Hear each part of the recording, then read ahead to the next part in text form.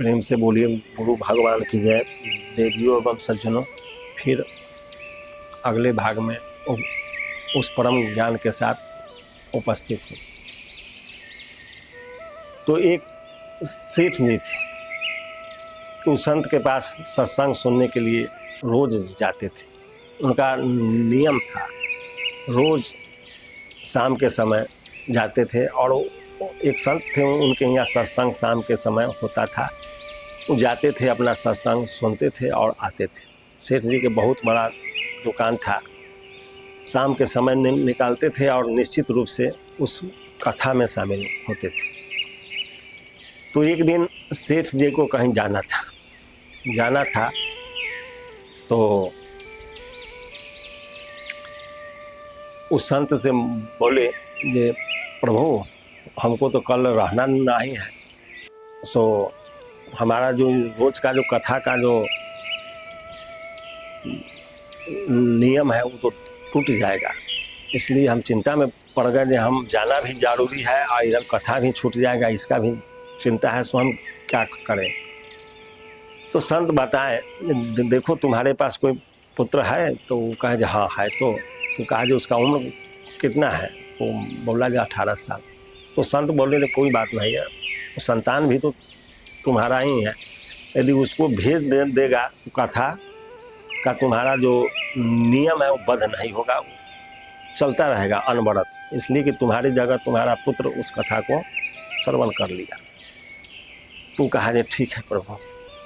वो सेठ जी आए और अपने बच्चे को बताया कि कल तुम उस सत्संग में चला जाना और वहाँ जो महात्मा जी कथा बोलेंगे उसको सुन लेना। कहा जे ठीक है। जब उनका बच्चा कल सत्संग में गया तो वहाँ कथा बता रहे थे गाय के बारे में। गाय में 33 करोड़ देवी देवता का वास होता है। गाय साक्षात देव का स्वरूप है, लक्ष्मी है। उनका सम्मान करने से घर में शांति, समृद्धि और जीवन में विकास होता है, सारे पाप कट जाते हैं। गाय के जो गुण होता है उस पर पूरा चर्चा करके बताएं। और समस्त देवी देवता का वास गाय के शरीर में ही है।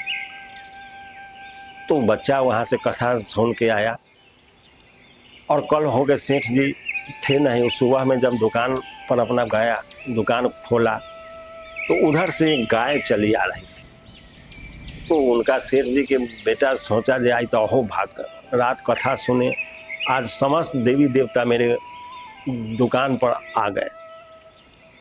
तो वो अपने दुकान के अंदर जो बोरा था, दुकान के बाहर बहुत से दुकानदार अपना सामान का बोरा निकाल के रखते हैं। उसमें चावल, दाल, आटा, मैदा, ये सब जो सामान है वो सब रखते हैं। तो ये गाय उधर से आई और जब एक चावल के बोरा था उसमें मुंह लगा दिया, खाने लगी। तो सेठ जी के बेटा बोला जे प्रभु खाली चावल मत खाइए, इधर चीनी है, इधर मैदा है, इधर आटा है, सब कुछ खा जाइए, सारा चीज़ खा जाइए। और वो सोच रहा है जाए तो प्रभु आ गए, प्रभु आई खुद भोग लगा दिए, अब तो कुछ बचा ही नहीं। वो खा रहा है, वो अपना खुशी से आनंद पूर्वक उसको देख रहा है कि आई हमारे यहाँ प्रभु का वास हुआ। उस संत के कथा सुनने से वो बहुत आनंदित था। जो चलिए संत का बहुत बड़ा कृपा हुआ जो रात कथा सुने, आज हमारे दरवाजा पर समस्त देवी देवता का आगमन हो गया, हमारा दुकान शुद्ध हो गया, बिजनेस शुद्ध हो गया, हम सारे पाप से मुक्त हो गए। तो जब सेठ जी घर पर आए तो उनको रोज का आदत था दुकान जाने का, उनको मन नहीं लगा तो दुकान की ओर चल दिए। तो हाथ में छड़ी लेके चलते थे। जब आए तो दूर से देखे ये गाय सारे बोरा में खा रहा है, कभी दाल खा रहा है, कभी चावल खा रहा है, कभी गेहूं खा रहा है, कभी चीनी खा रहा है। और सेठ जी दूर से देखे तो उनको बहुत ज़्यादा क्रोध आ गया। वो सोचे थे कैसा अभागा है बैठ के और सारा सामान गाय को खिला रहा है। वहाँ से बोलते हुए आए और उनके हाथ में डंडा था, 2-4 डंडा था, पहले गाय को मारे तो गाय भागा, उसके बाद बच्चा को 2-4 डंडा खींच दिए।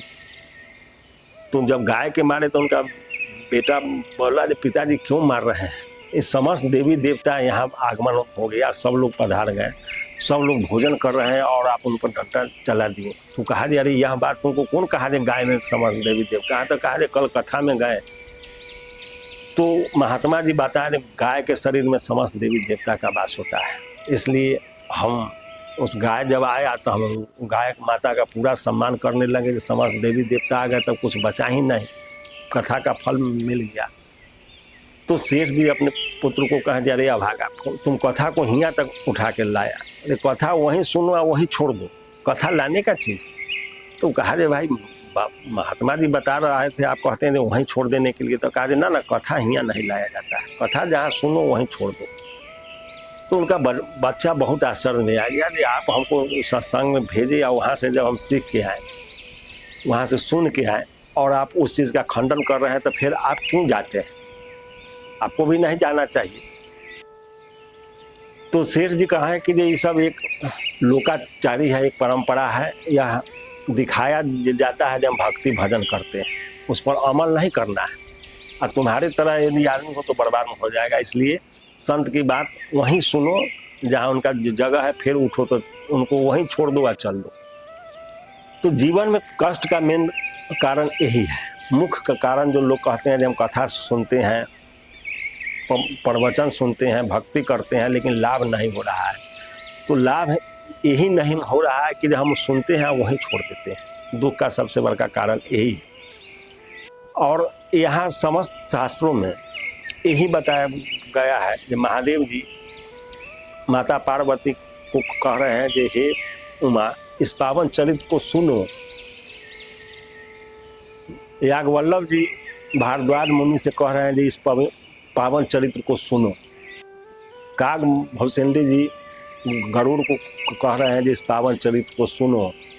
सुखदेव जी राजा परीक्षित को कह रहे हैं कि इस पावन चरित्र को सुनो।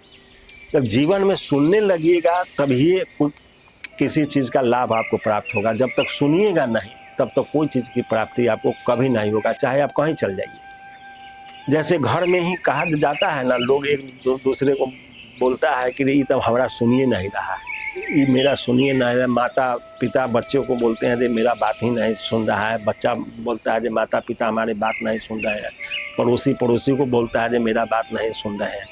तो इस सुनने का बात सब लोग सुन रहे हैं, सब लोग समझ रहे हैं, लेकिन सुन नहीं रहे। जब सुनने लगेगा तो कल्याण निश्चित होने लगेगा। तो कथा में जाते हैं तो उसको सुनिए जो क्या कहा जा रहा है, और उसको सुन के समझ के और उसको हृदय में धारण कीजिए। जब धारण कीजिएगा तभी उसका लाभ मिलेगा, ना तो व्यर्थ के समय व्यतीत करने से कोई लाभ नहीं है।